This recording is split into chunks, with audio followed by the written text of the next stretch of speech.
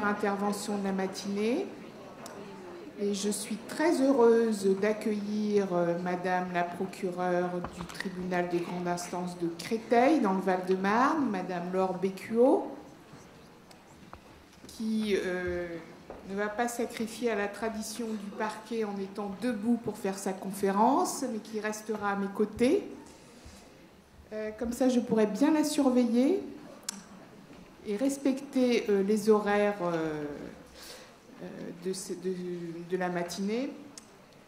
Donc, Madame Bécuot, je vous remercie d'intervenir sur la politique pénale de votre parquet en matière de prostitution des mineurs, votre expérience de parquetière dans ce domaine et comment vous animez cette politique.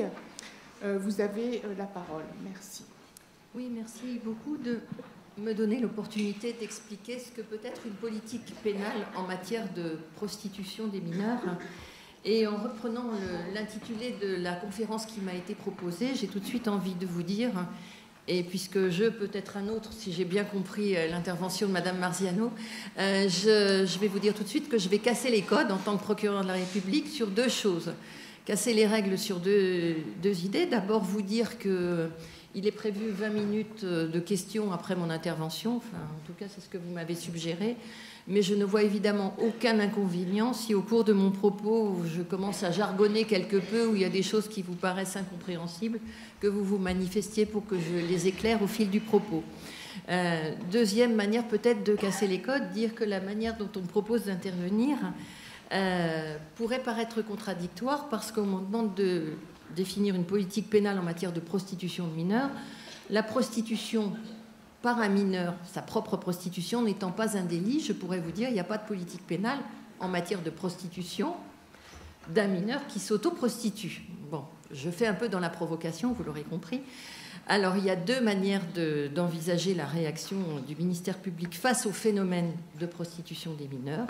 Une politique évidemment pénale sur ce que l'on appelle le proxénétisme et une politique d'accompagnement, de soutien et d'assistance éducative à l'égard d'un mineur qu'on considérera, parce que la loi nous permet de le considérer comme tel et nous oblige à le considérer comme tel si on n'en avait pas l'idée initiale, que le mineur est nécessairement victime de toute action de prostitution à laquelle on le conduit à participer, même si, dans un premier temps, un certain nombre d'entre eux vous disent qu'ils le font en toute autonomie et avec la pleine conscience de ce qu'ils sont en train de faire. Les éducateurs ici présents connaîtront ce que l'on qualifie dans un certain nombre d'aides sociales à l'enfance de phénomène Zaya. Donc, la politique pénale, d'abord, pour vous définir ce que c'est une politique pénale pour un parquet, c'est déterminer les modalités de traitement des infractions qui sont commises sur son ressort. Si je fais ce préliminaire, c'est parce que je dois vous expliquer ici que je vais vous parler de la politique pénale du parquet de Créteil. Si certains d'entre vous se retrouvent à Béthune, vous n'aurez pas nécessairement la même politique pénale sur le phénomène de prostitution des mineurs que je vous l'aurais exposé. Ne serait-ce que parce que les parquets sont très différents. Créteil, c'est un parquet de 33 magistrats, mais si vous retrouvez Alès, c'est un parquet de 3 magistrats. Donc nécessairement, il peut y avoir des disparités ou des différences de politique pénale, bien que la loi soit la même, et bien qu'une politique pénale se décline de la manière suivante. La garde des Sceaux définit une politique pénale au niveau national. Exemple, la garde des Sceaux, par des circulaires, a indiqué à l'ensemble des parquets qu'elle ne souhaitait pas qu'en matière de violence conjugale, il y ait des traitements de procédure par la voie de la médiation. Les parquets de l'ensemble du ressort excluent donc la voie de la médiation en matière de violence conjugale. Ça s'appelle autrement, ça s'appelle des rappels à la loi avec des politiques associatives de mise en lien de l'auteur des violences conjugales et de la victime, mais ça ne s'appelle pas médiation.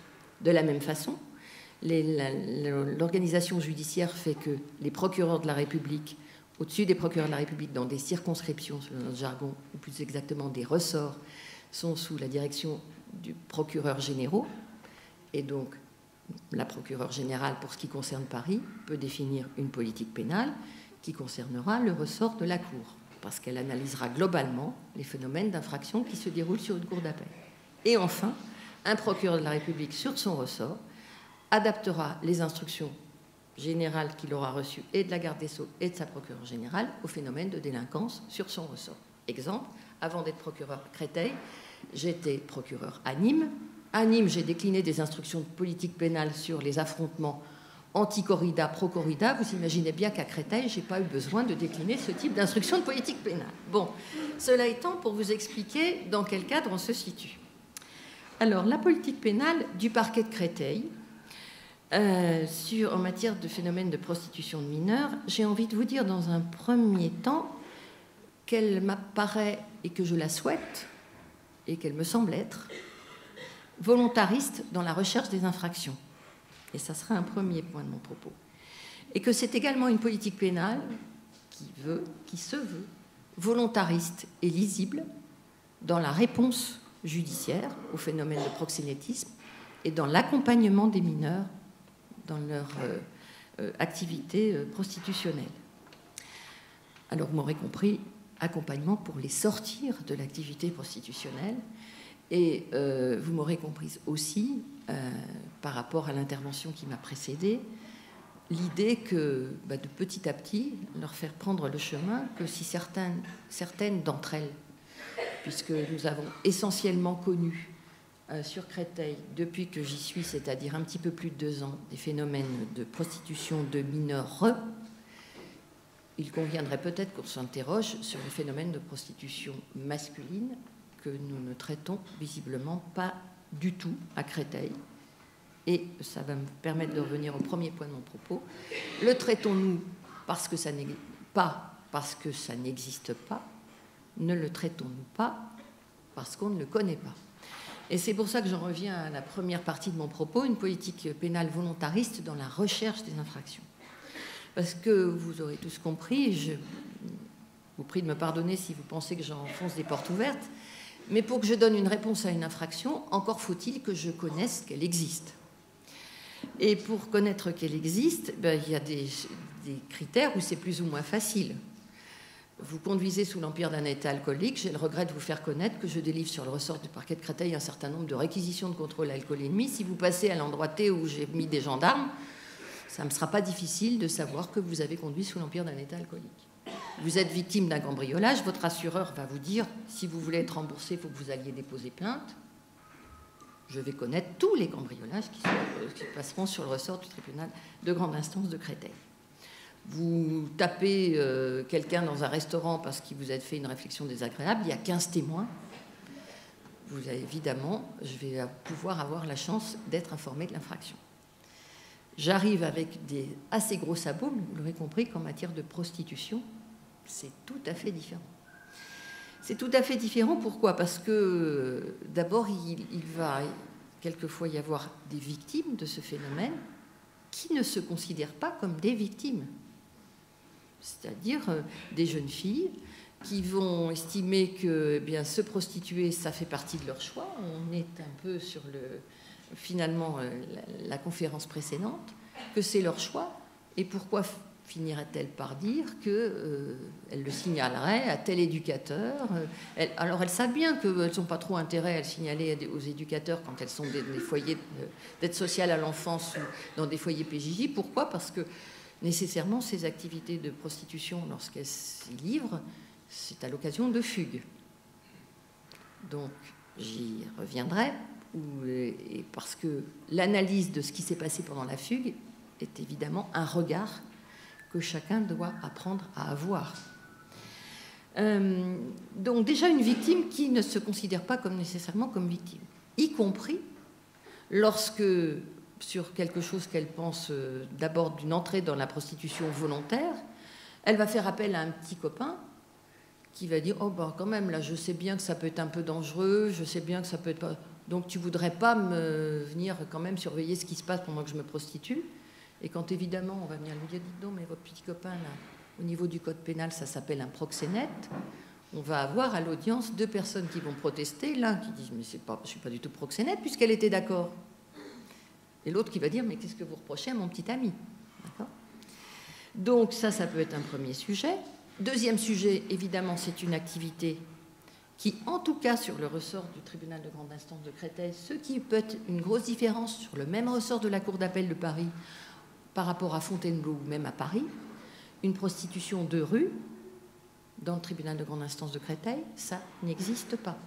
C'est-à-dire que je n'ai pas de lieu, de forêt, contrairement à ce qu'on croit, le bois de Vincennes, c'est pas à Vincennes, donc ça ne dépend pas du Val-de-Marne, ça ne dépend pas du tribunal de grande instance de Créteil. Ça dépend du parquet de Paris. Donc, quelquefois, quand je vais, par exemple, dans les conseils locaux de prévention de la délinquance, notamment à Vincennes, il y a le maire qui me regarde en disant « Mais madame la procureure, qu'est-ce que vous faites contre la prostitution dans le bois de Vincennes ?» Allez voir mon petit camarade d'à côté, le procureur de Paris. Bon, c'est une façon comme une autre de se sortir de l'affaire qui n'est pas très simple à résoudre dans le contexte du bois de Vincennes, évidemment. Donc, si je résume, une activité dissimulée, le plus souvent, puisque qu'est-ce qui se passe sur le ressort du tribunal de grande instance de Créteil pour la prostitution des mineurs? Donc, dans des appartements, dans des chambres d'hôtel, par des voies Internet, par des voies des réseaux sociaux, ou par tout simplement des voies de proximité. Un tel dit un tel qui sait que mademoiselle, elle est susceptible de... Donc, pas de témoins, je vous ai dit pas de victimes. Donc, comment on fait apparaître le phénomène? Alors, le phénomène, il faut le faire apparaître en se disant que quand on cherche, on trouve, et c'est véritablement la grande croyance qu'on a à Créteil.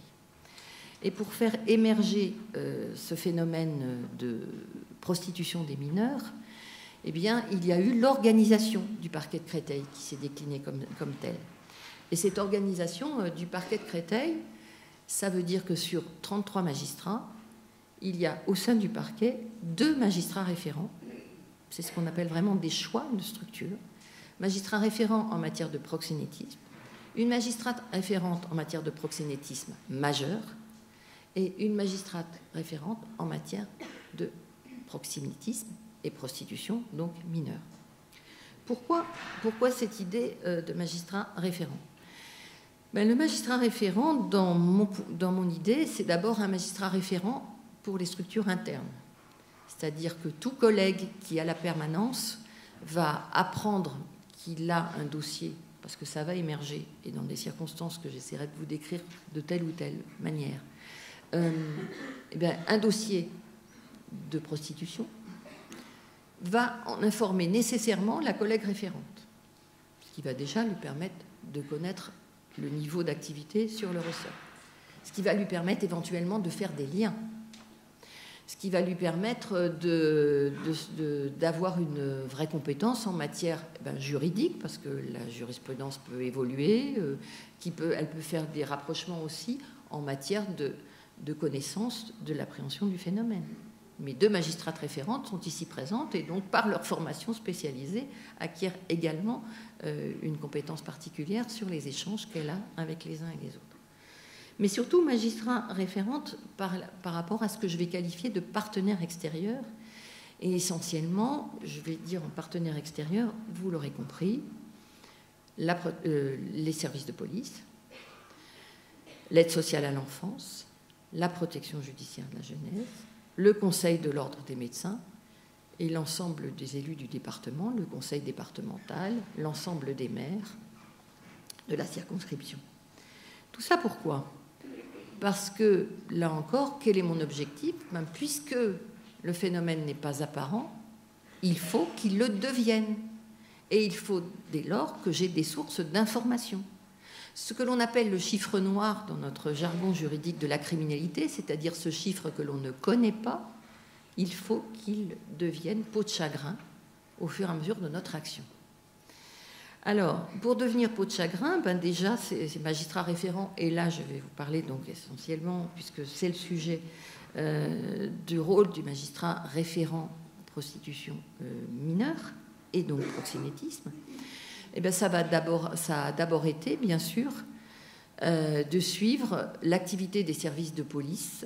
Je ne vous parle pas des services de gendarmerie, parce que sur le ressort de Créteil, Je n'ai pas de service de gendarmerie, mais quand j'étais à Nîmes et que j'avais initié une activité à peu près similaire, je m'adressais bien sûr au service de gendarmerie qui consiste, pourquoi? D'abord déjà à mon niveau, dans ce qu'on appelle les réunions que j'ai régulièrement, les états-majors de sécurité, aux audiences solennelles de rentrée où il y a un discours de politique pénale qui est fait par la procureure, à tous les niveaux de rencontre, je rappelle au service de police qu'une de mes priorités de politique pénale, parce qu'une politique pénale c'est faire des choix, eh bien c'est la lutte contre la prostitution. Et au sein de la lutte contre la prostitution des mineurs. Donc, ça veut dire que j'ai donc indiqué qu'au service de police, il devait se décliner en ce qui concerne les services de police en tenue sur des phénomènes d'observation, savoir recueillir des renseignements de la part des habitants des quartiers. J'ai décliné au niveau des services enquêteurs. Il est de dire que toute occasion de faire des investigations sur des phénomènes de prostitution et de proxénétisme devait être prise. Toute occasion, c'est quoi? C'est pour un service de police un retour de fugue d'une mineure, l'interroger sur le point de savoir ce qu'elle a fait pendant sa fugue. Pour un service de police qui intervient dans un hôtel, tiens, où il y a comme par hasard un client qui proteste parce qu'on l'a dépouillé de son argent, ou qui appelle en disant qu'il n'est pas satisfait de la prestation, ça existe, hein, et qu'on a voulu quand même lui prendre ses 150 € et donc il dépose plainte pour vol. Quand on arrive dans la chambre d'hôtel, il ne faut pas seulement traiter la claque de tel monsieur qui l'a donné au client pour obtenir ses 150 €. Il faut traiter ce qu'il y a derrière, etc., etc.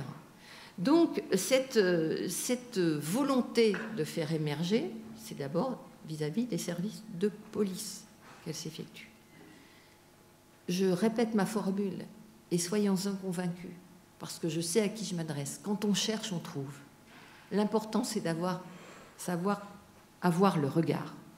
Alors, il ne faut pas devenir paranoïaque. Je ne demande pas à tous les éducateurs qui sont présents dans cette salle, toute jeune fille en retour de fugue, ne suspectez pas qu'elle s'est nécessairement prostituée. Ce n'est pas ce que je veux dire. Mais n'excluez pas qu'en dépit de son jeune âge, qu'en dépit d'un caractère qui vous paraît relativement affirmé, ça ne puisse pas exister.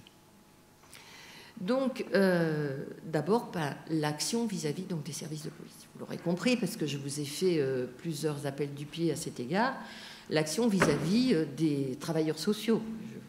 Je vous englobe, vous me pardonnerez, dans cette appellation généraliste, mais c'est évidemment des contacts pris avec la CRIP, ce sont des contacts pris avec l'aide sociale à l'enfance, ce sont des contacts pris avec la directrice de la PJJ et son ressort pour dire, bon, dans les foyers, on travaille comment sur ces phénomènes? Comment on se forme? Comment on s'avertit mutuellement? Et comment on peut finalement, encore une fois, faire émerger ces phénomènes?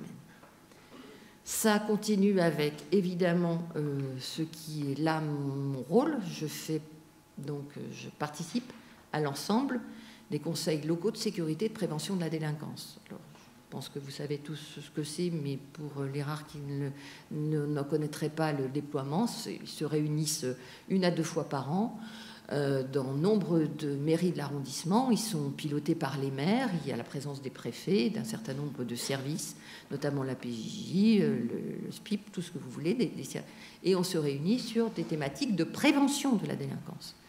Parmi ces thématiques récurrentes, une des 3 thématiques, c'est évidemment la prévention des violences faites aux femmes. Je ne manque jamais de dire qu'au sein de ces thématiques de violences faites aux femmes, il convient de s'interroger sur les éventuelles activités de prostitution ou de proxénétisme qui pourraient se passer sur leur ressort.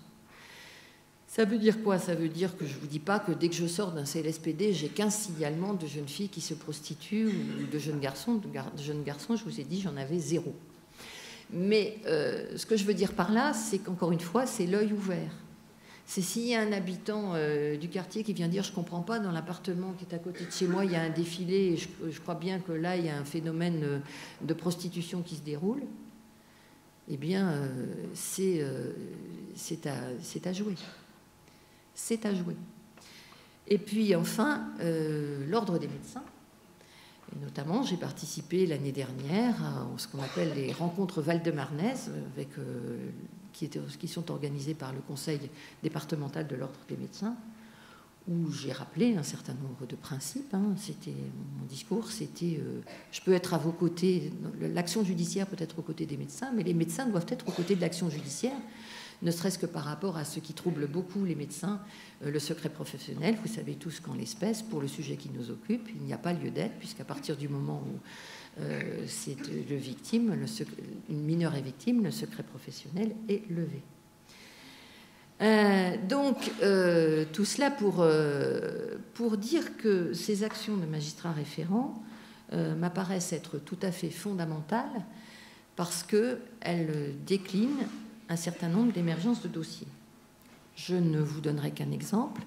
Création, qui alimente mon propos, création d'un magistrat référent. Alors, je suis arrivée donc début 2017, vous l'aurez compris, à Créteil. Réflexion sur le magistrat référent, mise en place effective du magistrat référent en septembre 2017 pour les mineurs.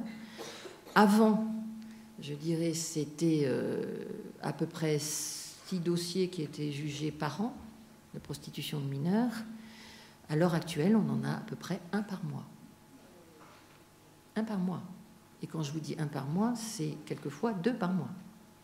Donc ça veut dire que, et à l'heure actuelle, la collègue magistrate référente, elle protestera si je dis un chiffre à minima, est absolument en train de suivre à peu près 35 dossiers, ou en tout cas c'était à peu près les chiffres que j'avais de 35 situations qui sont concernées sur le Val-de-Marne. Et les situations de prostitution de mineurs que je vous ai décrites, j'y reviens, j'enfonce des clous, ce n'est pas la prostitution nigériane du début de mon propos. C'est la prostitution de jeunes filles. Les plans, comme elles disent, peuvent durer 1 ou 2 jours et ça suffit. Pas de phénomène extrêmement lucratif ou du lucratif à bas étage. Ça permet de s'acheter un sac, de se faire plaisir à un instant donné. Les petits camarades qui sont censés être les proxénètes peuvent changer. Les lieux de prostitution ne sont pas fixés, ne cessent d'être mouvants. Donc, et quand, par exemple, j'ai le souvenir tout à fait précis d'une jeune fille dont on savait, parce que ça nous était remonté par le foyer PJJ où elle avait été placée, qu'elle se prostituait, elle fuguait, elle se prostituait, elle revenait, elle fuguait, elle se prostituait, elle revenait. Bon. Elle revenait avec peut-être un sac à main en plus. C'était à peu près la seule chose qui pouvait faire détecter au début. Ensuite, elle revenait avec 2-3 coups, c'est-à-dire des phénomènes de violence qui devenaient quand même... C'est pas pour ça qu'elle en parlait. Et quand on a décidé de la faire entendre sur la situation, ça s'est traduit par l'ouverture d'une procédure incidente pour outrage à l'officier de police qui essayait de l'entendre, parce qu'elle l'a traité de tous les noms, considérant que ce qu'il faisait était une atteinte à sa liberté individuelle et à sa dignité, vous l'aurez compris.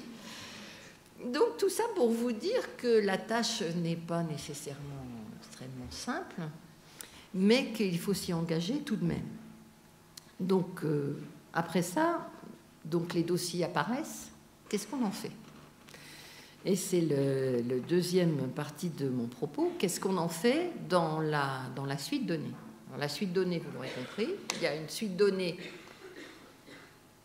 procédure pénale. Cette prostitution s'accompagne-t-elle d'un phénomène de proxénétisme? Et il y a la suite donnée dans un aspect de protection de la mineure. Alors, d'abord l'aspect pénal. J'ai l'outrecuidance de pouvoir dire qu'une prostitution de mineurs non accompagnée d'un phénomène de proxénétisme, jusqu'à présent, j'en ai pas vu. C'est-à-dire qu'au début, ça peut commencer comme ça, mais comme je vous le disais, il y a toujours un moment, soit c'est la petite camarade qui s'est prostituée d'abord, qui devient la proxénète de sa propre copine du même foyer, qui dit c'est pratique et d'ailleurs je vais t'aider, etc. Soit il y a nécessairement le petit copain qui aide à réserver la chambre d'hôtel, parce que pour réserver une chambre d'hôtel, il faut être majeur, donc il faut le recours à un majeur. Soit il y a le petit copain qui aide l'hébergement familial, etc., etc. Donc, de toute façon, à partir du moment où le phénomène est enclenché, de prostitution, le phénomène de proxénétisme sera subsidiaire ou consécutif à un moment ou à un autre.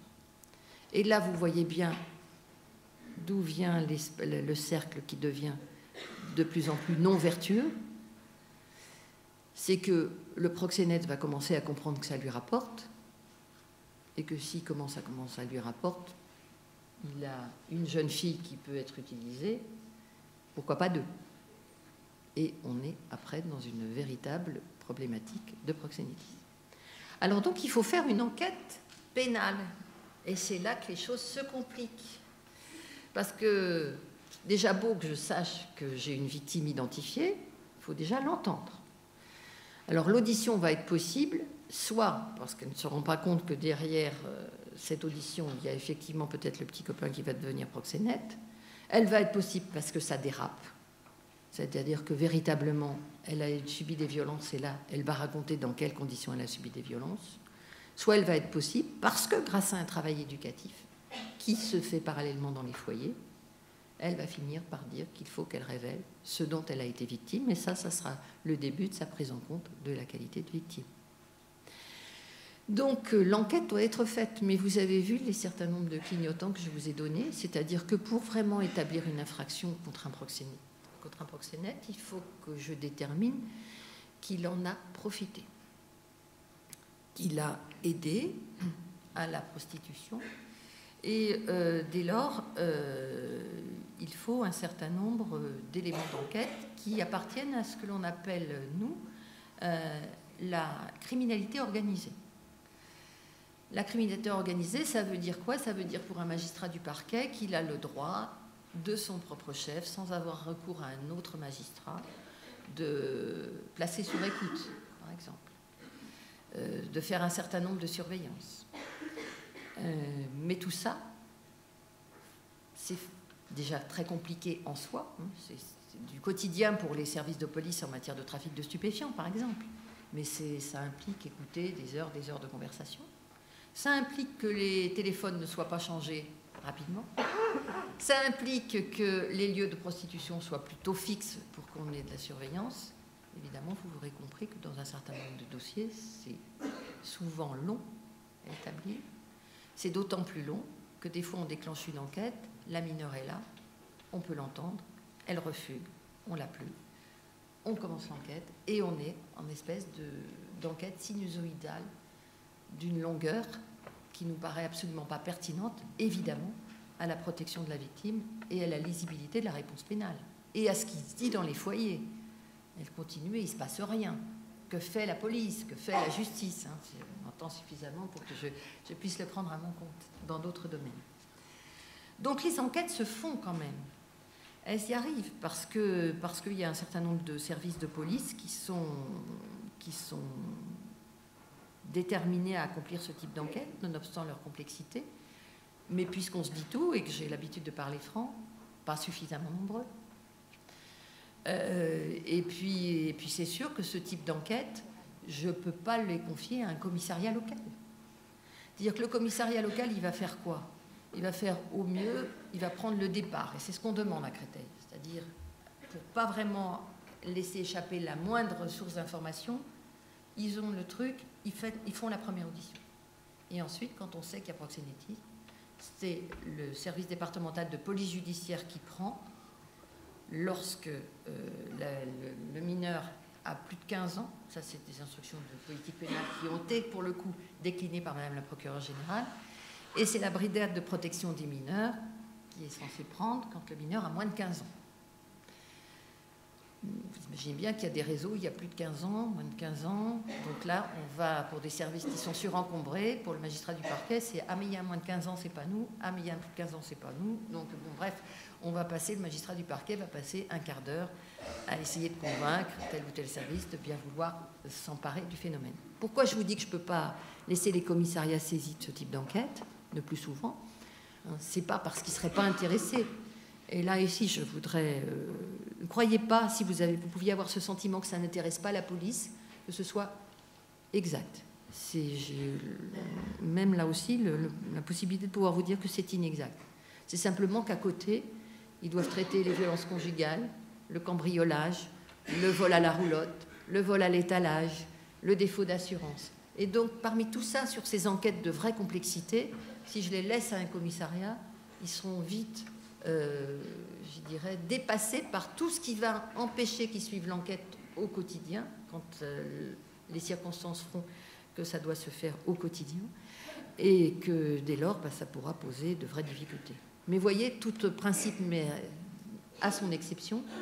L'année dernière, il y a eu un dossier tout à fait parfait qui aurait pu être traité par des services plus haut niveau des enquêtes policières qui existent, qui a été traité par un commissariat du ressort de Créteil, le commissariat de Villeneuve-Saint-Georges pour ne pas le nommer, qui a fait une enquête qui était digne des plus hauts services spécialisés en la matière.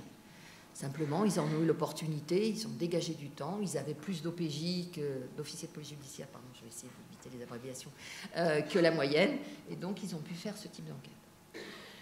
Donc les enquêtes se font, qui dit enquête dit une fois qu'on estime, donc l'enquête se décline toujours comme ça, on essaye d'avoir un certain nombre d'éléments dans notre jargon à charge, et une fois qu'on a des éléments à charge suffisants, les surveillances, les écoutes téléphoniques, eh bien on va décider des opérations d'interpellation. Parce que dans la plupart des cas, ces enquêtes se font dans le cadre de ce qu'on appelle l'enquête préliminaire. C'est-à-dire le flagrant délit arrive, mais il est plus rare que l'enquête préliminaire. Alors, ça veut dire quoi? Ça veut dire que là aussi, le magistrat référent dont je vous parlais à l'origine prend tout son sens, parce que ce type d'enquête à suivre à long terme, eh bien, dès que le magistrat référent a un avis sur une éventuelle prostitution et du coup proxénétisme, il inscrit ce dossier à ce qu'on appelle chez nous un BDE. Je me fais plaisir de vous dire cet acronyme parce que vous allez chercher, mais je vais vous donner tout de suite la solution. Un bureau des enquêtes. Et ça veut dire que très régulièrement, il va suivre avec les services enquêteurs qu'il a désignés où en sont les investigations, les relancer s'il n'a pas de nouvelles. Si par extraordinaire, par exemple, on lui a parlé d'Iphigénie qui se prostitue et que dans un autre dossier, il apprend que Iphigénie a aussi été prise dans un autre contexte d'une chambre d'hôtel, il va faire le rapprochement alors que les lieux de prostitution auront été à 2 endroits différents. Il y a notamment un dossier qui a été suivi sur Créteil. Il y avait prostitution à Créteil, prostitution à Orléans et dans un 3e endroit de province, on les a retrouvés un peu partout. Et c'était les petits camarades de Créteil qui descendaient. Alors, je vous dis tout de suite, on a parlé beaucoup de proxénétisme de cité. Vous m'entendrez jamais pour ce terme parce que, a priori, soit je ne le connais pas, mais ce n'est pas nécessairement ces phénomènes qu'on connaît, nous, un proxénétisme de cité. C'est un proxénétisme ou une prostitution de jeunes filles qui, par définition, sont souvent des jeunes filles qui ont des fragilités et qui ont véritablement, mais ça ne se passe pas nécessairement dans la cité, ce n'est pas nécessairement par des gens de cité. Donc là aussi, c'est quelque chose qu'il ne faut pas nécessairement intégrer. Si je dis ça, c'est parce que des fois, des appellations ferment un peu le regard donc, et peuvent être réductrices. Donc voilà, c'était simplement ce que je voulais préciser là-dessus. Donc l'enquête se déroule. Dans la plupart des cas, les faits ne sont pas trop reconnus. Et lorsqu'ils le sont, eh bien, ils le sont sous l'appellation que je vous ai dite tout à l'heure, c'est-à-dire qu'est-ce que vous reprochez puisqu'elle était d'accord. Donc ça n'empêche pas de reprocher, et à ce moment-là, il y a des procédures pénales qui sont... Je vérifie là. Il y a des procédures pénales qui s'enclenchent, et alors il y a 2 types de procédures pénales qui peuvent être enclenchées. Pour nous, on est binaire, hein, au parquet de Créteil. Soit il y a encore des gens qui restent à identifier, c'est-à-dire qu'on est vraiment tombé sur un réseau. Et on a eu celui qui, par exemple, louait les chambres d'hôtel, mais pas celui qui assurait la gestion des revenus, ou on n'a pas celui qui donnait les ordres à celui qui louait les chambres d'hôtel. Il nous manque une personne. Vous comprenez bien qu'on ne peut pas saisir la juridiction d'un dossier qui n'est pas tout à fait fini. Donc à ce moment-là, on fait ce qu'on appelle une ouverture d'information. Donc on saisit un juge d'instruction, et c'est le juge d'instruction qui sera ensuite en charge de poursuivre les investigations. Pourquoi on saisit le plus souvent un juge d'instruction? C'est parce qu'évidemment, le premier que l'on a eu, ou les premiers qu'on a eus, on les défère, c'est-à-dire on les présente devant ce juge d'instruction immédiatement après leur garde à vue qui peut durer 4 jours, ce qui vous prouve qu'on est dans une affaire de criminalité organisée. Et on les présente pourquoi? Parce qu'on veut que l'intéressé se retrouve en prison. C'est-à-dire que les réquisitions de tout phénomène de proxénétisme sont associés à la réquisition de placement en détention. Placement en détention, pourquoi? Qui on justifie comment? Pour permettre la poursuite des investigations sans pression sur les victimes, bien sûr, et sans concertation frauduleuse entre les mises en cause, voire disparition des preuves, si preuve il y a la possibilité de saisir. À partir de ce moment-là, c'est le juge d'instruction qui va être le directeur d'enquête. Le parquet, lui, ne connaîtra de ce dossier que quand le juge d'instruction décidera que ce dossier est fini et le resoumettra au parquet pour que le parquet lui propose des choix sur ceux qui doivent ou pas être renvoyés à l'audience. Le deuxième cas, et c'est ce qu'on essaye de porter le plus, c'est de pouvoir avoir tous ceux qui sont mis en cause en même temps, de façon à ce qu'on traduise les gens selon la procédure qu'on appelle de la comparution immédiate. C'est-à-dire qu'à peine la personne est sortie de garde à vue, à peine elle passe devant le tribunal.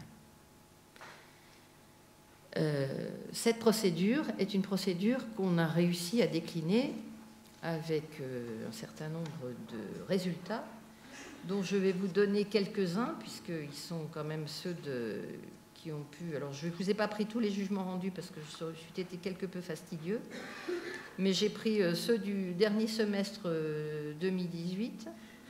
12 juillet 2018, procédure de comparution immédiate, 6 ans, mandat de dépôt, proxénétisme de mineurs.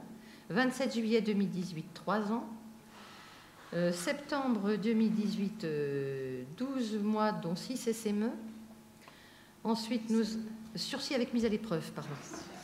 Vous voyez, heureusement que je ne me suis pas mise là-bas. Mais j'avais autorisé la salle à lever le doigt sur mes abréviations. Ensuite, nous sommes en octobre 2018, 3 ans, mandat de dépôt. Novembre 2018, 5 ans, dont 1 an sursis avec mise à l'épreuve, mandat de dépôt. Décembre 2018, 2 ans, dont 1 an avec sursis, mandat de dépôt. Ça veut dire que... pourquoi ce type de poursuite? Parce que je veux afficher que tout proxénétisme, mais a fortiori tout proxénétisme de mineurs, c'est une ligne rouge qui a été franchie et c'est directement prison pour les mises en cause qui sont pris. J'ajoute que les mêmes phénomènes de comparution ont été adoptés immédiate sur des clients, les recours à la prostitution de mineurs, et que le 14 décembre 2017, la peine prononcée ont été celle de 2 ans, et le 13 mars 2018, les peines prononcées ont été de mémoire, parce que je ne l'ai pas noté, mais je crois que là, c'était 18 mois, dont 10 mois fermes. Alors, vous comprenez que ça fait partie des choses qui sont à gérer et à examiner. Alors, bien sûr, ne pensez pas que la personne qui passe en comparution immédiate la première fois a le droit à l'assistance d'un avocat et a le droit de demander un délai pour préparer sa défense, puisque à titre de votre culture générale, aucune personne ne peut être jugée sur notre territoire si elle n'a pas eu au moins un délai de 10 jours pour préparer sa défense. Là, vous l'aurez compris, on sort de garde à vue, on se retrouve à l'audience, on n'a pas le délai de 10 jours, donc on a le droit de demander ce délai, qui n'est pas nécessairement de 10 jours, mais si on le demande, à ce moment-là, le parquet va se lever, évidemment, et va requérir le placement en détention en attente du jugement de la personne qui est présentée. Donc, la difficulté de ce type d'audience qu'on a rencontrée et sur laquelle notre magistrate référente est en train de plancher à l'heure actuelle, et qui va s'améliorer, c'est que les victimes étaient un peu absentes de ces comparutions immédiates. Alors, on pensait, évidemment, systématiquement, on nomme un administrateur ad hoc pour représenter ces victimes quand elle est mineure, mais je pense que ça mérite d'être affiné au niveau du parquet de Créteil, et c'est ce qui va constituer un de nos objectifs pour l'année 2019, c'est-à-dire que la collègue est en train de travailler en association avec le NI, avec des membres du barreau spécialement dédiés, avec la PJJ et avec l'aide sociale à l'enfance, pour qu'il y ait une représentation de la victime à ces audiences, avec, je dirais, des propos qui soient mis en son nom, mais aussi des propos qui soient tenus par des associations de lutte contre la prostitution, qui peuvent évidemment se constituer partie civile à tout type d'audience, que ce soit les audiences de comparution immédiate, que les audiences qui interviennent à plus long terme, avec avec des suites par des magistrats instructeurs. Oui, 5 minutes seulement ? Ah, je parle trop. Alors, pour l'assistance éducative, donc très rapidement, évidemment, vous aurez compris que tout mineur est considéré comme victime. Donc, soit il est déjà fait l'objet déjà d'un suivi éducatif et que l'émergence a été un dossier, soit évidemment, il y a une ouverture de dossier d'assistance éducative afin de l'accompagner dans son parcours et dans, évidemment, la suite qu'on doit donner à ce qu'il ne vit peut-être pas nécessairement à l'instant T comme un traumatisme, mais sur lequel il faudra construire le parcours de ce qui fut pour lui une victime non reconnue, ou peut-être quelqu'un devenu victime non reconnue parce que victime d'autre chose avant et d'un traumatisme avant. Mais là, je m'embarque dans un sujet qui n'est pas le mien, qui serait plus volontiers celui de la personne qui est en face de moi. Donc, je ne vais pas prendre la parole à sa place si elle avait envie de prendre la parole à ce niveau-là. Voilà. J'ai respecté mes horaires, donc je laisse la parole à l'audience en accélérant véritablement sur la fin.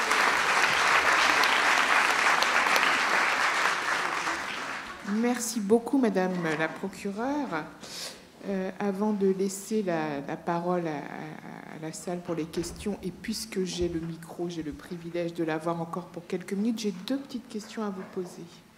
Vous avez parlé d'un administrateur ad hoc désigné pour les victimes mineures de façon systématique, si j'ai bien compris. Est-ce en raison d'une défaillance parentale ? Alors, le plus souvent le cas, c'est des cas qu'on a eus, c'était finalement des cas où effectivement on s'est posé la question de la non-réactivité parentale. Et c'est vrai que quand on va en comparution immédiate, plutôt que de se poser la question de savoir si le parent va être accompagnant, on essaye de faire un accompagnement, ad hoc. Après, je n'ai pas le souvenir, mais peut-être que là, les collègues me démentiront, d'un dossier de proxénétisme qui avait démarré sur un signalement des parents. Madame Lorac, je cite votre nom. Vous n'avez pas le souvenir non plus d'un dossier... Mais c'est en cours encore. Ici, elle a été jugée, mais on n'a pas retenu la minorité, finalement, parce qu'on n'avait pas la preuve, mais ça partait de la plainte de la mineure et de ses parents. Vous pouvez passer le micro pour que Madame réponde. Si vous pouvez... Le parquet est un et indivisible, c'est un grand principe, donc les 2 collègues peuvent aussi parler avec moi. C'est allumé. Donc effectivement, là, dernièrement, on a eu un dossier qui a été jugé en comparution immédiate et qui débutait par la plainte de la mineure et de ses parents à l'encontre de son proxénète. Mais c'est assez rare, effectivement. C'est plus des procédures incidentes de découverte de mineurs, par exemple, dans des chambres d'hôtel ou de choses comme ça. Je sais pas si toi, tu as plus... Non, moi, je suis d'accord avec toi. Merci pour cette précision. Ma deuxième petite question, c'est, vous avez parlé de clients qui étaient poursuivis, si j'ai bien compris. Est-ce qu'il est obligatoire, pour qu'ils soient poursuivis, qu'ils aient eu la connaissance du caractère de la minorité ? Ah oui. C'est ça, il faut que je démontre que ce qui est poursuivi, c'est le recours à la prostitution de mineurs. C'est ça. Donc il faut effectivement qu'il y ait la démonstration qu'il savait la minorité de l'intéressé. Merci beaucoup. Des questions ? Oui, si vous pouvez donc vous présenter pour poser vos questions, merci. Le micro arrive.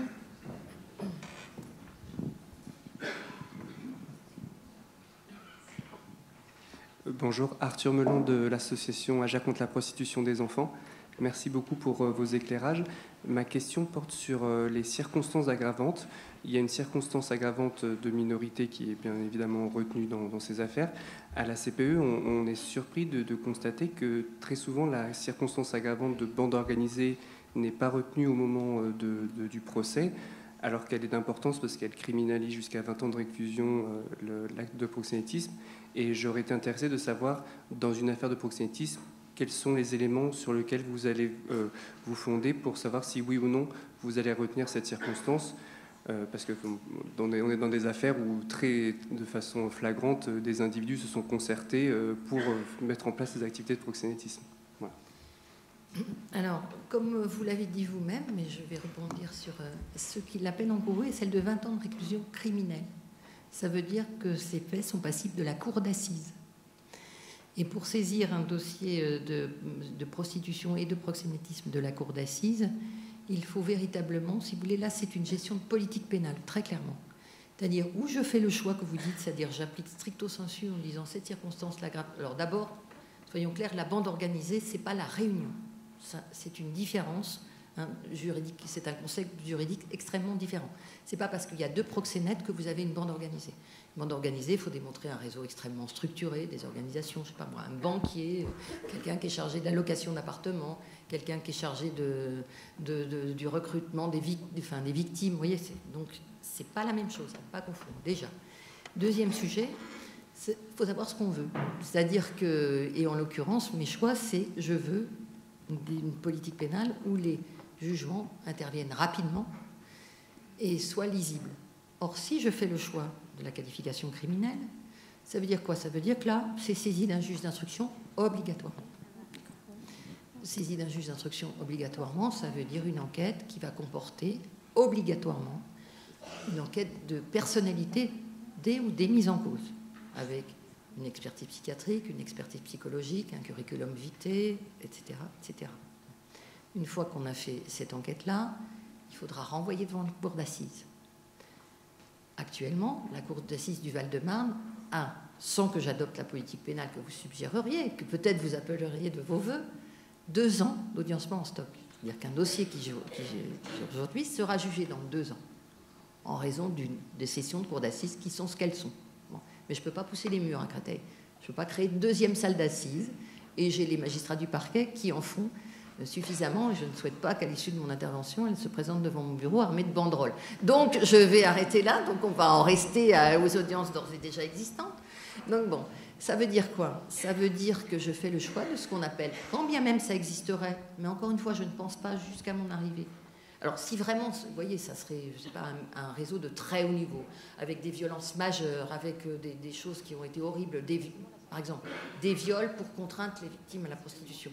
Là, évidemment, avec des actes de torture, évidemment, ça resterait criminel. Mais si j'ai un réseau à pluralité de proxénètes, éventuellement pluralité de jeunes filles prostituées, je vais rester en correctionnel parce que je vais aller plus vite à juger. Parce qu'on prend aussi le risque, si je fais ça, et moi j'ai des délais, ce qu'on appelle de détention provisoire, je suis désolée, mais une politique pénale, c'est aussi gérer ces techniques de procédure et de code pénal, des délais que si j'attends trop, qu'est-ce qui va se passer? Les intéressés vont être mis en liberté et ils ne seront plus jugés détenus. Et je ne suis pas sûre, pour tout vous dire et pour en terminer, d'obtenir plus en cour d'assises que les 6 ans que j'ai obtenus en correctionnel.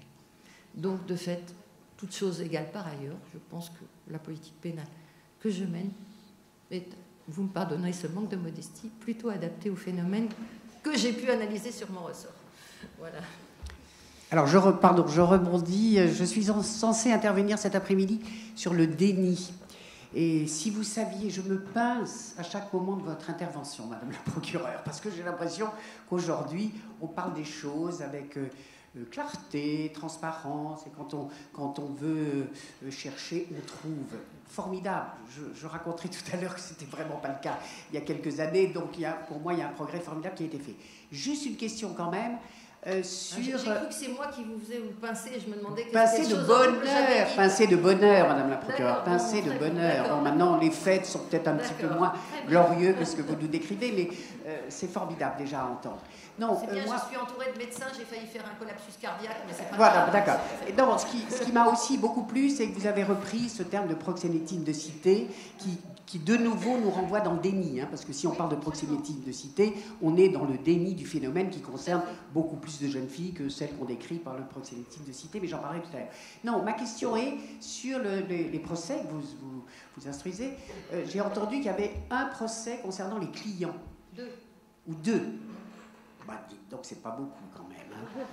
Alors moi c'est ça ma question. Où sont où les clients? J'ai envie de dire où sont les hébergeurs aussi, les hôtels, les Airbnb, etc. Tout ce qu'on connaît par cœur. Tout simplement pour vous dire, les clients, pourquoi on les a pas nécessairement? Quand on les a poursuivis, c'est qu'on les avait, c'est-à-dire qu'on les poursuit systématiquement, on les a, mais on les a pas toujours.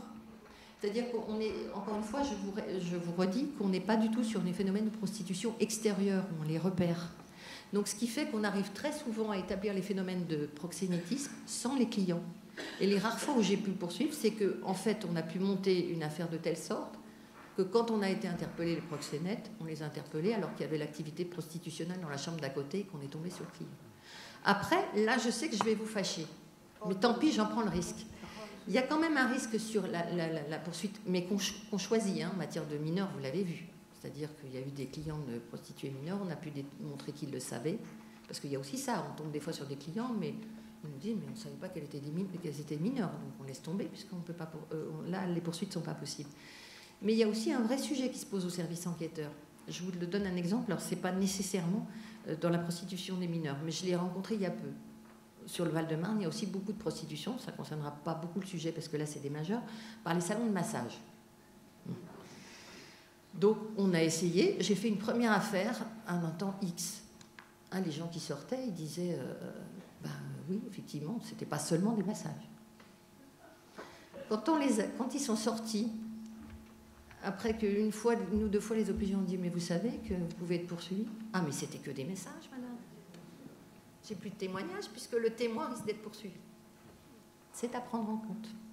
Donc, des fois, il peut arriver qu'on dise, pas nécessairement moi, et pas en matière de mineur, parce qu'il n'y a pas d'ambiguïté. Un client mineur identifié sera poursuivi.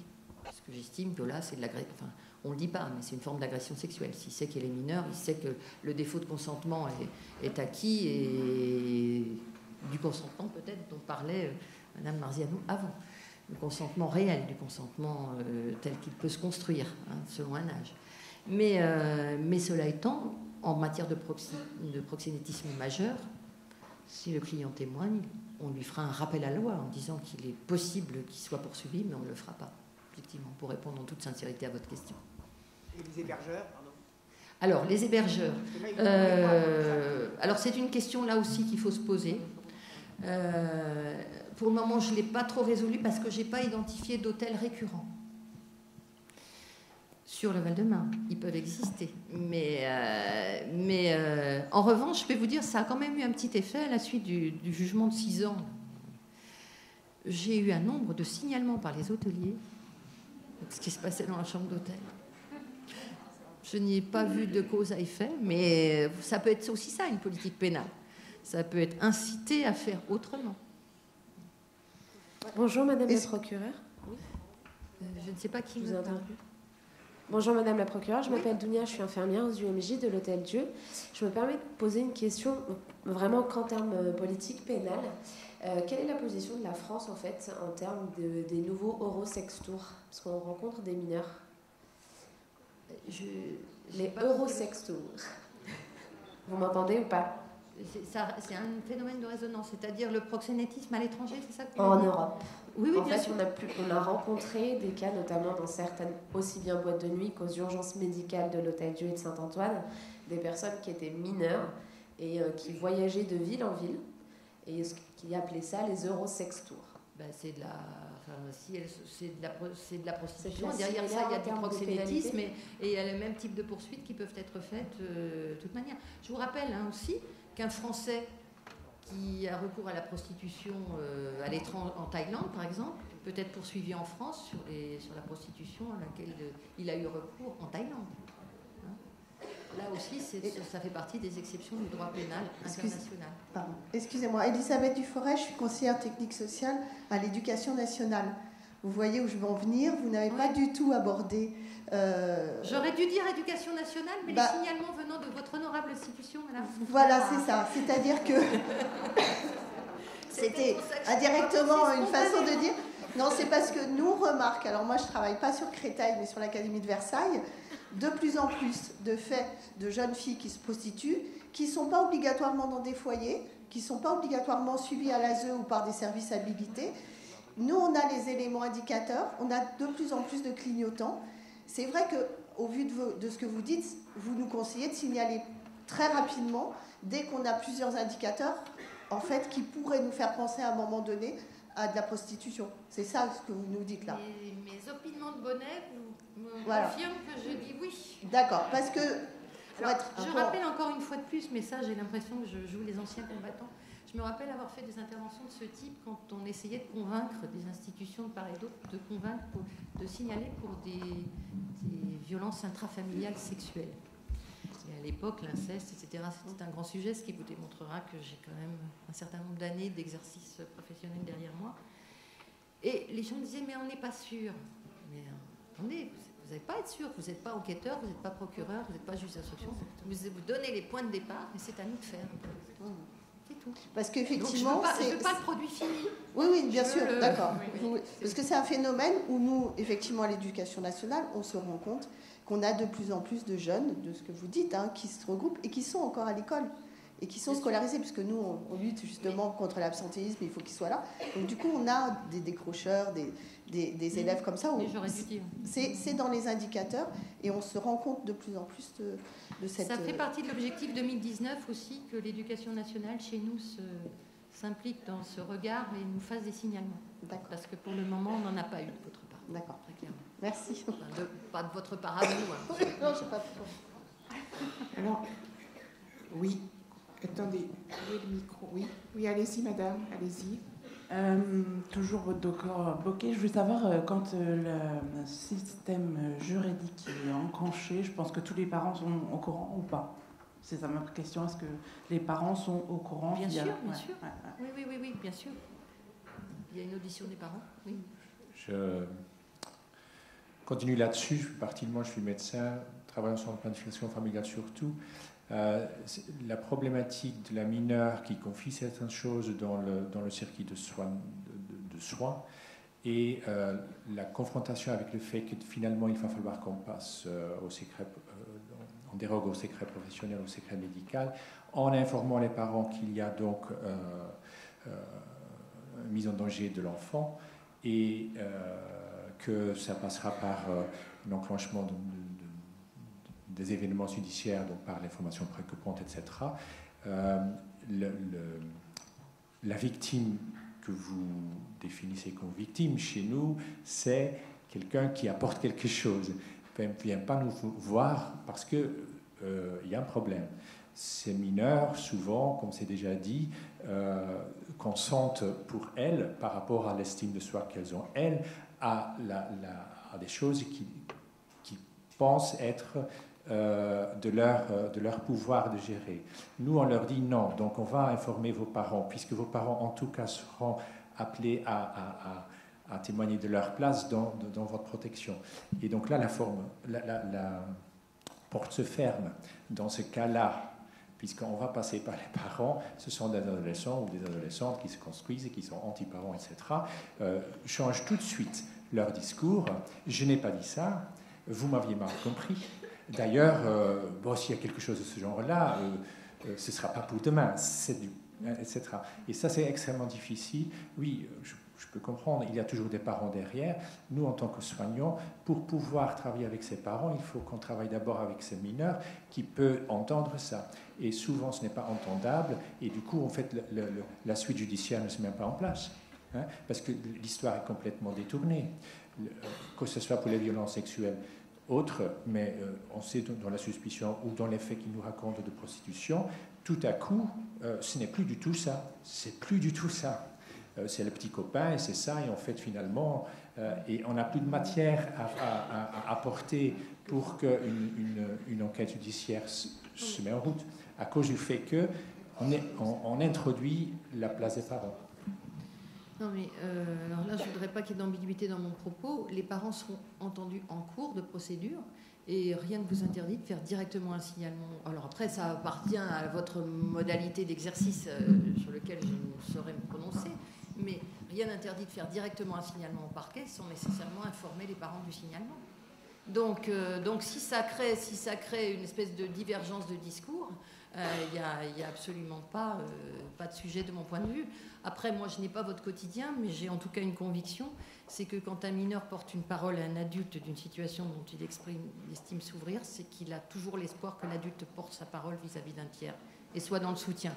Donc je veux dire, le discours qui consiste à dire on me l'a dit, mais tiens, secret, je pense qu'en réalité, là, c'est pas le vrai moi du mineur qui s'exprime. S'il a dit un adulte, c'est qu'il veut que l'adulte en fasse quelque chose. Mais il y a tout le travail à faire avant pour que Oui, mais s'il se rétracte parce que vous dites je vais en parler à papa-maman, il ne faut pas lui dire je vais en parler à papa-maman. C'est un peu juste ça, de façon caricaturale, que j'ai envie de vous dire. Et peut-être qu'il en parlera bien volontiers à quelqu'un de la brigade des mineurs, avec une gestion de la chose que des professionnels seront portés, avec du placement provisoire s'il faut, parce qu'on a peur que ça soit, je sais pas moi, un contexte familial très traditionnel où l'enfant risque d'être victime de violence si la fille révèle ça. Enfin, mais tout ça, enfin, je veux dire, on a les clés, on a les outils pour faire ça. Et une ordonnance de... Autant je vous ai dit qu'une enquête sur le proxénétisme c'était long, autant je pense que vous devez savoir qu'une ordonnance de placement provisoire, ça peut se faire dans les 2 heures. Hein. Donc, c'est pas le même sujet. Merci beaucoup, Madame la procureure.